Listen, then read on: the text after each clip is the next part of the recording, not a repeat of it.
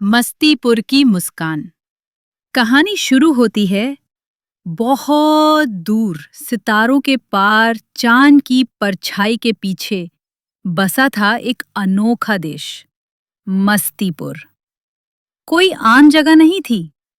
यहाँ के लोग पानी की जगह आम रस पीते थे और सीढ़ियों की जगह स्लाइड से ऊपर जाते थे।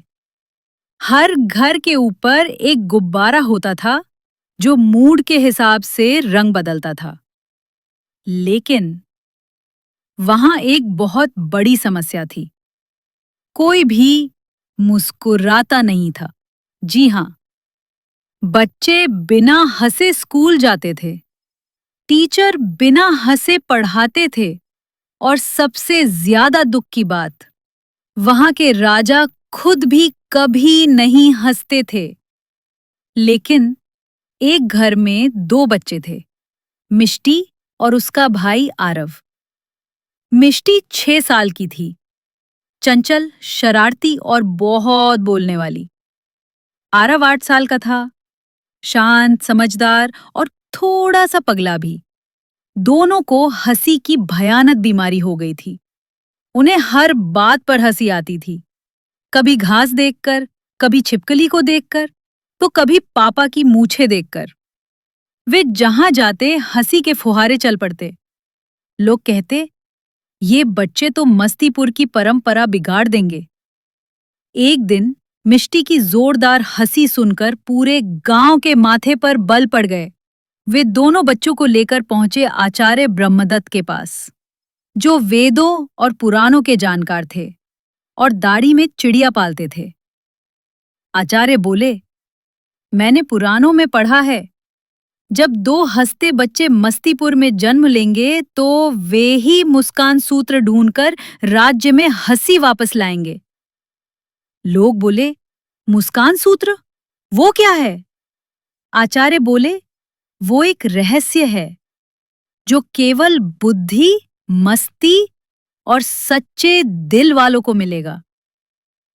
दिन मिष्टी और आरव निकल पड़े अपने टिफिन में पूरी सब्जी और जेब में हंसी लेकर। रास्ते में उन्हें मिले मिस्टर बकवास सिंह, एक बकरा जो कविता बोलता था, बिल्ला भाई एक बिल्ली जो ताश खेलती थी, राजा दुखीलाल जो केवल दुखी गाने गाता था। हर किसी से पूछते गए, क्या आपने मुस्कान सूत्र देखा है? बकवास सिंह बोला, सूत्र न बाजार में मिलता है, वो तो दिल से दिल तक चलता है। तभी खबर आई, राजा को मिष्टी और आरव से मिलना है। राजमहल में गार्ड्स नहीं थे, वहां गिलहरियां सिक्योरिटी गार्ड थी। राजा बोले, अगर तुमने मेरी हंसी लौटा दी तो मैं तुम्हें चॉकलेट नदी में तैरने दूंगा। मिष्टी बोली, पक्का? राजा ने मुस्कुराकर कहा, नहीं, मैं मुस्कुराता ही नहीं।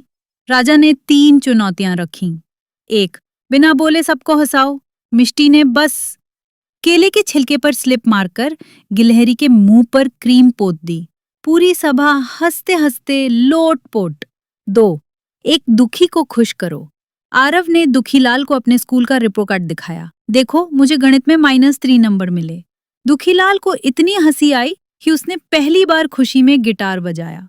3, वेदों की गुप्त सीख बताओ जो हंसी से जुड़ी हो। आरव बोला, अथर्ववेद कहता है, हास्यम बलवत्तरम ज्ञानात्। हंसी कभी कभी ज्ञान से भी बड़ी होती है, क्योंकि वो मन को हल्का करती है और सच्चे संबंध बनाती है। राजा स्तब्ध रह गए। फिर राजा ने पहली बार जोर से ठहाका लगाया। उनका गुब्बारा नीला से गुलाबी हो गया। मस्तीपुर में अचानक गुलाब बरसने लगे, खिलौने झूमने लगे और लोग मुस्कुराने लगे।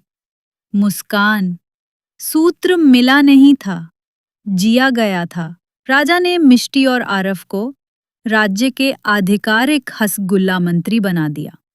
आचार्य ब्रह्मदत्त बोले, वेदों की सबसे बड़ी सीख यही है, बुद्धि से रास्ता निकलता है, लेकिन हंसी और दया से दिल जुड़ते हैं।